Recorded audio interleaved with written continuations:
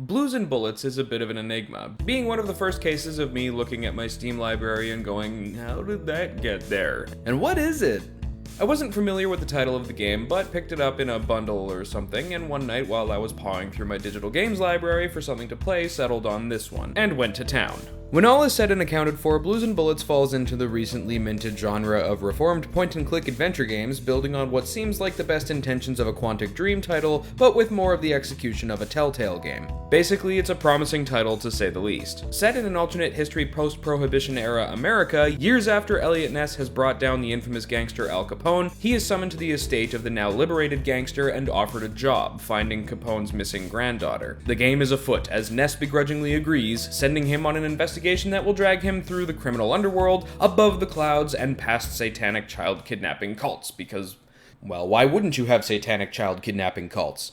The whole thing is played out as a modernized noir thriller, cemented into a Sin City-styled pastiche and peppered with fantastical anachronisms like luxury hotel dirigibles and immense submerging battleships. There is a lot going on in this game. One wouldn't be remiss to describe this game as a mishmash or a hodgepodge, but it has a goal in mind and it will get you there. The game is distractingly linear, with only a few brief asides to find along the way. It's not a huge problem, as the game seems to set out to largely be a visual experience. There are some really great scene setups, with rudimentary dialogue options only to be followed by a pretty slow-paced, twisty, but ultimately straight-line walk to the next one. Even the gunplay is ripped right out of a movie theater lobby arcade machine. Yeah, directed and purposeful.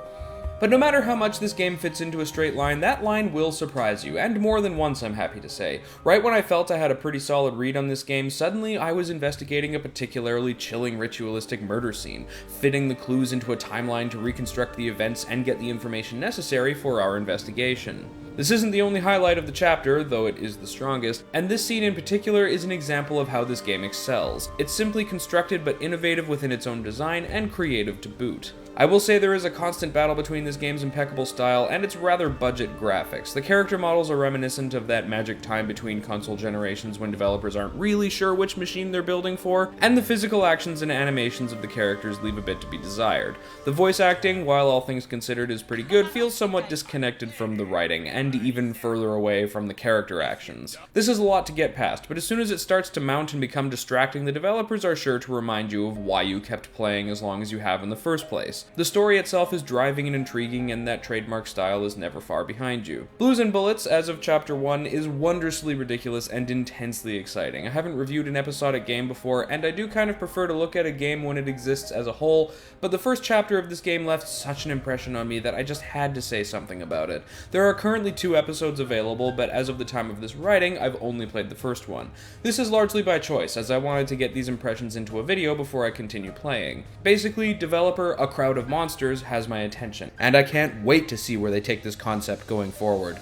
I'm not really one to stump for a game, trying to convince people to buy it. It takes a lot for me to want to shout a title from the rooftops, but A Crowd of Monsters has convinced me that they are worth taking a chance on. Based on my own observations, the game seems largely overlooked, and definitely has a niche audience out there that I'm not sure has fully discovered it yet. If you don't mind some really low-key linear gameplay underlining a story that is just dripping with style and attitude, then I highly suggest you check out Blues and Bullets. Hey everybody, thanks for watching my latest video. What's kind of cool about this one is that it was part of a kind of sort of vid jam, where I and a bunch of other YouTubers all went nuts trying to start and finish a video in 24 hours. It was pretty crazy, but we did it. There's a link to the playlist of all the submissions on the right there. Thanks again, and I'll see you next time.